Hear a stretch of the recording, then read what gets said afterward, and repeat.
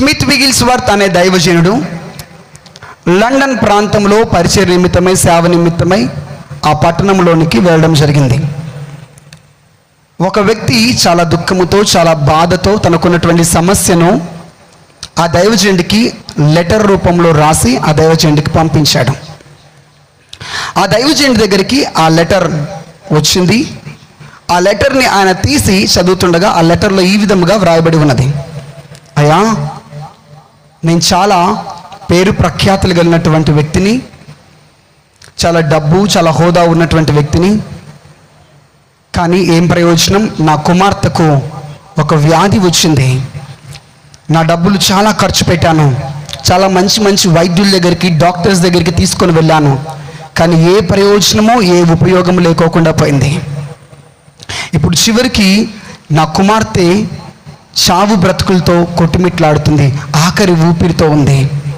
దయచేసి మీరు ప్రార్థన చేయండి అని చెప్పేసి ఆ ఉత్తరంలో ఒక వ్యక్తి తన దుఃఖమును, తన బాధనంతటిని కూడా రాశాడు. ఆ లెటర్ని స్మిత్ విగిల్స్వర్త్ గారు చదివిన వెంటనే పరిశుద్ధాత్మదేవుడు తనను ప్రేరేపిస్తూ బలవంతం చేస్తున్నాడంట. స్మిత్ విగిల్స్వర్త్, నా కుమారుడా, ఇప్పుడే నీవు ఆ లెటర్ యొక్క అడ్రస్ ఎక్కడి నుంచి అయితే అది వచ్చిందో ఆ అడ్రస్కి ఇప్పుడే నువ్వు వెళ్ళు. ఆ అడ్రస్ ఎక్కడుంది అని అతను తెలుసుకుంటే, అతను ఉన్నటువంటి ఆ గదికి కొద్ది దూరంలోనే ఆ యొక్క ఉత్తరం పంపబడింది. సో ఆ చిరునామాను పట్టుకొని ఆ ఇంటి దగ్గరికి ఆయన వెళ్ళాడు. ఆ ఇల్లు చాలా పెద్దది, చాలా ఉన్నతమైనటువంటి కుటుంబం వాళ్ళు నివసించున్నట్లుగా ఉంది. ఆ ఇంట్లో నుంచి అప్పుడే ఒక వైద్యుడు తెల్ల కోట్ వేసుకొని ఆ ఇంటిలో నుంచి బయటికి వస్తూ ఉంటున్నాడు. ఆ ఇంటి యొక్క యజమానుడు కూడా ఆ డాక్టర్ని పంపించడానికి ఆ గేట్ దగ్గర నిలబడి ఉన్నాడు.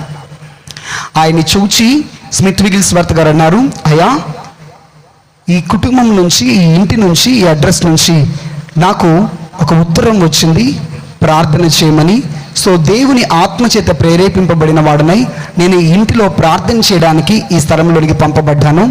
ఆ కుమార్తె ఎక్కడుందో చెప్తే నేను ప్రార్థన చేసి వెళ్తాను అని చెప్పేసి అంటే, వాళ్ళు అయ్యా దయచేసి లోపలికి రండి, ప్రార్థన చేయండి అని చెప్పేసి ఆయన స్మిత్ విగిల్స్వర్త్ గారిని లోపలికి తీసుకొని వెళ్తారు.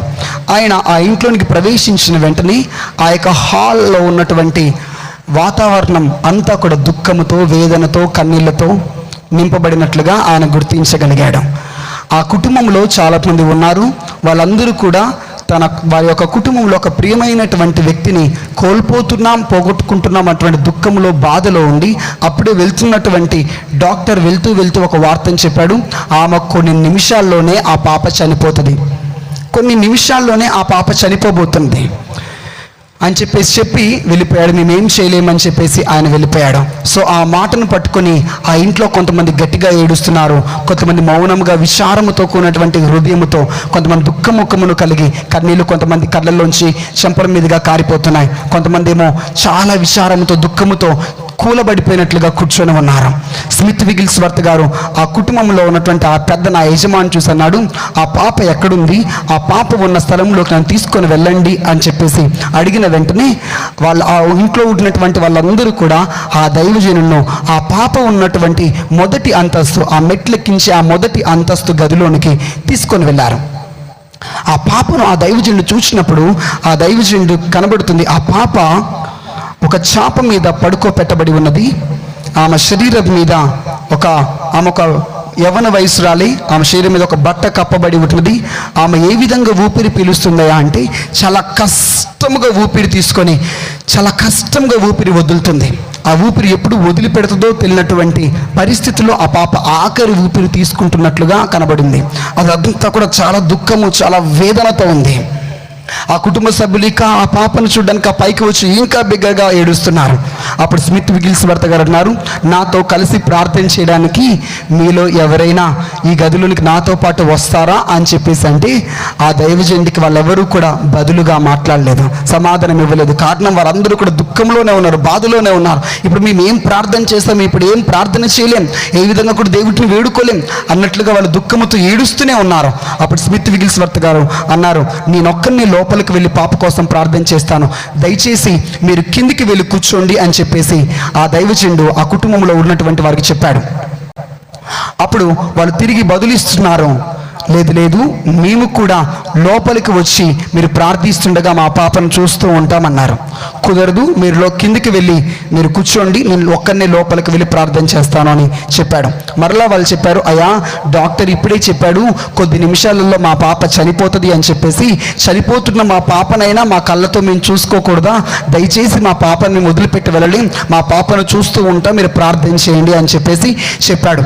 ఆ సమయంలో స్మిత్ విగిల్స్వర్త్ గారు వారికి చాలా ఖండితంగా జవాబిచ్చాడు. ఆయన చాలా రోషం కలిగిన వాడు, చాలా ఖండితంగా ఉంటాడు.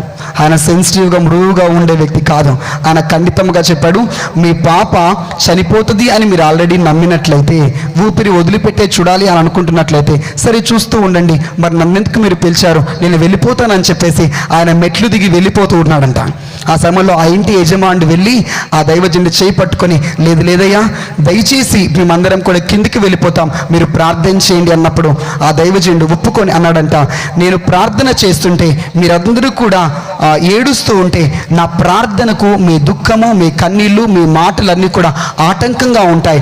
నేను ఆసక్తితో నా హృదయపూర్వకంగా నేను దేవునికి ప్రార్థన చేయాలి అంటే నా ప్రార్థనకు ఆటంకంగా డిస్టర్బ్గా ఉండకూడదు, దేవుని సన్నిధికి ఆటంకంగా ఉండొద్దు, దేవుని కార్యానికి అడ్డుగా ఉండొద్దని మిమ్మల్ని కిందికి వెళ్ళమంటున్నాను, దయచేసి కిందికి వెళ్ళండి అన్నప్పుడు వాళ్ళందరూ కూడా కిందికి వెళ్ళి కూర్చున్నారు. ఆ దైవజనుడు లోపలికి వెళ్ళి గడియ పెట్టేసి లోపల ఆ పాప ఊపిరి పీల్చుకొని కష్టంగా వదులుతూ ఉన్నటువంటి ఆ పాప ముందు మోకరించి 2 చేతులు పైకెత్తి, యేసు ప్రభువా దయచేసి ఈ కుమార్తెని మీరు బాగు చేయండి, ఈ కుమార్తె జీవితంలో అద్భుతమును చేయండి అని చెప్పేసి పట్టుదల కలిగి ఆసక్తితో ఏలియా వలె ఆయన ప్రార్థన చేస్తున్నాడు.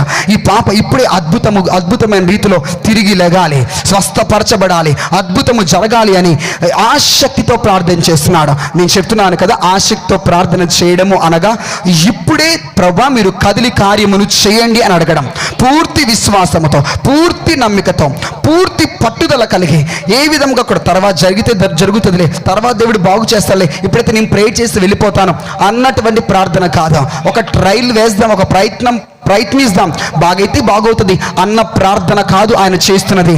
ఆయన 2 చేతులు పైకెత్తి ఎలా చేస్తున్నంటే, ఇప్పుడు ఈ పాప సజీవంగా లెగాలి, ఇప్పుడు ఈ కుమార్తె ఇప్పుడే బాగుపరచబడాలి, ఇప్పుడే స్వస్థత పొందాలి, ఇప్పుడే ఈ శక్తి కుమార్తెలకి పంపబడాలి అన్నట్లుగా ఆసక్తితో ప్రార్థన చేస్తున్నాడు. అర్ధగంట సమయం అయిపోయింది, 45 నిమిషాలు, 3 పావుల సమయం అయిపోయింది, గంట సమయం అయిపోయింది. ఆమేన్ అని చెప్పి కళ్ళు తెరిచిన వెంటనే, ఎప్పుడు స్మిత్ విగిల్స్వర్త్ గారు ప్రార్థన చేసి కళ్ళు తెరిచి ఆమేన్ అని చెప్పి కళ్ళు తెరిచినా ఆయన ప్రార్థనకు ఇక జవాబు వచ్చింది, సమాధానం ఇస్తున్నాను, నేను కదిలి అద్భుతము చేస్తున్నాను అని ప్రభు సెలవించడానికి ఒక నిదర్శనముగా ఆయన కళ్ళల్లో నవ్వుతూ ఉన్నటువంటి యేసుక్రీస్తు ప్రభువారి యొక్క ముఖము స్మిత్ విగిల్స్వర్త్ గారి యొక్క కళ్ళల్లో కనబడుతుంది. ఆయన ఎదురుగా ప్రత్యక్షంగా కనబడుతుందంట. ఎప్పుడైనా ప్రార్థన చేసినా, దేని కొరకు అడిగినా ఆయన కళ్ళ ముందు అలా నవ్వుతూ ఉన్నటువంటి యేసుక్రీస్తు ప్రభువారి ముఖం ఆయన కళ్ళు తెరిచి ఆమేన్ అని చెప్పి కళ్ళు తెరిచిన వెంటనే ఆ ముఖము ఆయన కనబడితే సమాధానం వచ్చింది అని అర్థం.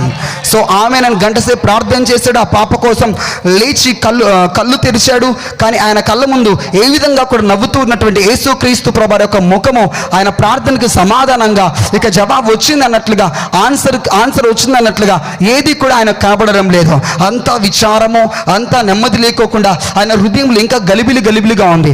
కళ్ళు తెరిచి ఆ పాప వైపు చూస్తే ఆయన కళ్ళ ముందే ఆ పాప ఆఖరిగా ఊపిరి పీల్చుకొని ఊపిరి కష్టంగా పెద్ద శ్వాసను విడిచిపెట్టింది. ఆ పాప ఇక ఊపిరి పీల్చుకోవట్లేదు, ఆ గుండె కొట్టుకోవడం ఆగిపోయింది, ఆ పాప ఊపిరి పీల్చుకోవడం ఆపివేసింది, ఆ పాప చనిపోయింది. ఈ పాప చనిపోయింది అని చెప్పేసి ఆ దైవజనుడు గుర్తించాడు. అదే సమయంలో మనం అక్కడ ఉంటే మనం ఏమనుకుంటామయ్యా అంటే, అనవసరంగా ఇక్కడికి వచ్చి దేవుడు చెప్పాడు అని అనవసరంగా ఇక్కడికి వచ్చి ఇరుక్కుపోయానే, యేసయ్య ఏదో అద్భుతము చేస్తాడు అని చెప్పేసి ఇంట్లో ఉన్న వాళ్ళందరినీ కూడా బయటికి వెళ్ళిపోమని గట్టిగా వెళ్ళగొట్టేసి ఇప్పుడు నేను ఏ విధంగా తలుపు తెరిచి నీ పాప ప్రార్థన చేస్తుండగా చచ్చిపోయిందని ఏ విధంగా నేను చెప్పాలి అని చెప్పేసి మనమైతే ఆ విధంగా అనుకుంటాం. కానీ ఆ దైవజనుడు అలా కాదు. చనిపోయిన పాపను నాడి పట్టుకొని చూచాడు, గుండె దగ్గర చేపెట్టి చూచాడు, చనిపోయింది. మరలా ఆ చనిపోయిన ఆ శవం ముందు మరలా మోకరించి మరలా చేతులెత్తి ప్రార్థన ప్రారంభించాడు. యేసు ప్రభువా, ఈ కుమార్తెను చనిపోయిన ఈ బిడ్డలోనికి మరలా ప్రాణమును పంపండి, మరలా ఈ కుమార్తె బ్రతకాలి, అద్భుతము చేయప్ప, ఇప్పుడే కార్యము చేయప్ప, ఇప్పుడే అద్భుతమును జరిగించండి, ఇప్పుడే అద్భుతమును జరిగించండి అని రెండు చేతులు కూడా పైకెత్తి ప్రార్థన చేస్తున్నాడు, కన్నీళ్లు విడుస్తూ ప్రార్థన చేస్తున్నాడు. ఇప్పుడు ఈ కుమార్తె సజీవము గలదై ప్రాణముతో తిరిగి లెగాలి అని ప్రార్థన చేస్తుండగా ఆయన ప్రార్థన చేస్తూనే ఉన్నాడు. ఆయన కళ్ళ ముందు నవ్వుతూ ఉన్నటువంటి యేసుక్రీస్తు ప్రభువు ముఖము కనబడింది. హల్లెలూయా, థ్యాంక్ యూ జీసస్. ఇక వెంటనే ఆ ముఖమును చూసిన వెంటనే చాలా సంతోషించి నమ్ముతున్నాడు, ఇక ప్రభువు నా ప్రార్థనకు సమాధానం పంపించున్నాడా అంటే ఈ కుమార్తె ఇక బ్రతికింది అని నమ్మి కళ్ళు మూసుకొని థ్యాంక్స్ చెప్తున్నాడు. ప్రభువా, నా ప్రార్థన విని బిడ్డను బ్రతికించినందుకు థ్యాంక్ యూ జీసస్. అందరి చేతిలో చెప్తారా thank you Jesus, thank you Jesus, thank you Jesus, thank you Jesus అని కృతజ్ఞతలు చెప్పి కళ్ళు తెరిచి చూసేసరికి ఆ పాప కుడివైపునకు తిరిగి ఎంచక్క కళ్ళు తెరిచి చూస్తూ ఉంది. యేసయ్యకి మహిమ కలుగునుగాక. ఇది నిజముగా 100 సంవత్సరముల క్రితం లండన్ ప్రాంతంలో జరిగిన సంఘటన. ఆమేన్. ఆసక్తితో ఆ దైవజనుడు ప్రార్థన చేస్తే దేవుడు జవాబును పంపించాడు. ఇంకా ఆ దైవజనుడు కృతజ్ఞతలు చెల్లిస్తూ థ్యాంక్ యూ అని ప్రభువును స్తుతిస్తూ థ్యాంక్స్ చెప్తూ ప్రార్థన చేస్తూ ఉన్నాడు, కృతజ్ఞతలు చెప్తున్నాడు. ఆ పాప లేచి కూర్చొని ఆ గదిలో ఒక మూలన పియానో ఉంటే, ఒక వాయిద్యం వాయించే కీబోర్డ్ లాంటి ఒక పియానో, ఒక ఇన్స్ట్రుమెంట్ ఉంటే అక్కడికి వెళ్ళి ఆ వాయిద్యాన్ని ఎంచక్కా వాయిస్తూ పాటలు పాడుతూ ఉంది. ఈ దైవజనుడు స్తుతిస్తూ థ్యాంక్స్ చెప్తూ ఉన్నాడు. కింద ఉన్నటువంటి వాళ్ళు ఆశ్చర్యపడి ఈ శబ్దం, ఈ పియానో శబ్దం ఎక్కడి నుంచి వస్తుంది? మన పాప చనిపోవాలి కదా, ఇప్పటికల్లా డాక్టర్ చెప్పారు కదా కొన్ని నిమిషంలో 10-15 నిమిషాల్లో చనిపోయింది అని. ఈ దైవజనుడు గదిలోనికి వెళ్ళి కొన్ని గంటలు అవుతుంది, 2 గంటలు అవుతుంది, ఇప్పుడేమో పియానో శబ్దం వస్తుంది. ఈ పియానో మన పాప వాయిద్యం వాయిస్తున్నప్పుడు వచ్చే శబ్దమే. ఇలా మన పాప మాత్రమే వాయించగలదు అని చెప్పేసి గుర్తుపట్టి పరిగెత్తుకొని పైకి వచ్చి చూసేసరికి కొన్ని సంవత్సరములు, కొన్ని నెలలు గుండా కదలిక లేకోకుండా, నడవలేకోకుండా మంచం మీదనే జీవచ్ఛవంగా పడిపోయినటువంటి ఆ పాప లేచి ఎంచక్క ఆ పియానో వాయించడం చూసి వారందరూ ఆశ్చర్యపడ్డారు, యేసయ్యని మహిమపరిచారు. యేసయ్య శక్తి కలిగిన దేవుడు, యేసయ్య జీవము గల దేవుడు, ఆయన ప్రార్థనకు జవాబిచ్చే దేవుడని వారు కూడా లోతైన విశ్వాసంలోనికి వచ్చాడా. ఈ రోజున మీతో కూడా ప్రభు సెలవిస్తున్నాడా, నీ దేవుడు ఎవరో తెలుసా? అబ్రాము ప్రార్థిస్తే జవాబిచ్చిన దేవుడే నీ దేవుడు, ఇస్సాకు ప్రార్థిస్తే గర్భఫలం ఇచ్చినటువంటి దేవుడే నీ దేవుడు, యాకోబు ప్రార్థిస్తే ఆశీర్వాదం ఇచ్చిన దేవుడే నీ దేవుడు, ఏలియా ప్రార్థిస్తే అగ్నిని పంపిన దేవుడే నీ దేవుడు, స్మిత్ విగిల్స్వర్త్ గారు ప్రార్థిస్తే చనిపోయిన బిడ్డను లేపి జవాబునిచ్చిన దేవుడే నీ దేవుడు. ఇప్పుడు నీ దేవుడు కూడా యేసు, అదే దేవుడు నీవు కలిగి ఉన్నావు. నీవు ప్రార్థిస్తే కూడా అలాంటి జవాబులు పొందుకుంటావు.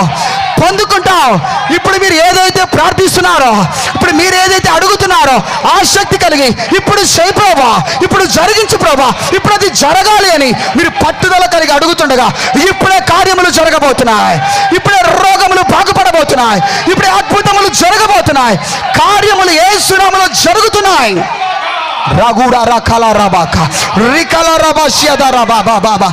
ఆ నిన్నటి దేవుడు కాదు, ఆయన పోయిన సంవత్సరం దేవుడు కాదు, ఇప్పుడు కూడా నువ్వు ప్రార్థిస్తుండగా నీ ముందు నిలబడిన దేవుడు, నీ ప్రార్థన వింటున్న దేవుడు. ఆసక్తి కలిగి అడగండి అంతే. ఆయన అడగండి, నీరసించిపోకుండా అడగండి, బలహీనమైపోకుండా అడగండి. చనిపోయింది కానీ ప్రార్థన ఆపలేదా? ప్రభు ఆయన అడిగాడంట, నన్ను ఇక్కడికి మీరు పంపితేనే వచ్చాను కదా ప్రభా, మీరే కదా నన్ను ఇక్కడికి మీరు పంపితేనే ఈ పాప కొరకు ప్రార్థించడానికి వచ్చాను, కాబట్టి ఇప్పుడు తప్పకుండా నీవు ఇక్కడ అద్భుతము చేయాల్సిందే అని ఆయన గట్టిగా మొర్రపెడుతున్నాడా, గట్టిగా ప్రార్థన చేస్తున్నాడా. ఆయన ప్రార్థన పరలోకానికి వినబడి ఉన్నది. ఆయన ప్రార్థనకు దేవుడు జవాబును పంపి ఉన్నాడు. హల్లెలూయా.